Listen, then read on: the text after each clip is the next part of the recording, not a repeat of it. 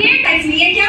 सब राइट्स उनके, इनके, उनके, हमारे राइट्स कहाँ है भाई? फिर हमारे भी हमारे राइट्स सुनो। और अगर ऐसा कुछ बोले तो एजुकेशन पे बात आ जाती। एजुकेशन पे बात आ गई तो ऑफकोर्स मुस्लिम गर्ल्स का कैसा है, अगर फेल हो गए तो घर में बैठ जाओ। ये चीज क्या हमारी लाइफ? भाई हमको भी आगे बढ़ना है। We also want to become a doctor, engineer and whatever we want. So where are our rights? Hijab is our right. And एक स्टोरी है, अगर आप उनको सपोर्ट नहीं कर सकते कम से कम उनकी हेल्प करो। उनकी हेल्प नहीं कर सकते कम से कम उनके लिए कुछ बोलो। And that too I was stand here. And जो अल्लाह ताला ने सूरह अन-नूर में कहा है, अल्लाह ताला ने कहा है कि जब भी मुसलमान औरत अपने घर से बाहर जाए तो अपने आप को पूरा तरह से सर से लेकर तो पांव तक पूरी तरह से पर्दे में ढक कर जाए। जब पूरी तरह से पर्दे में ढकना ही है तो हमें क्यों रोका जा रहा है?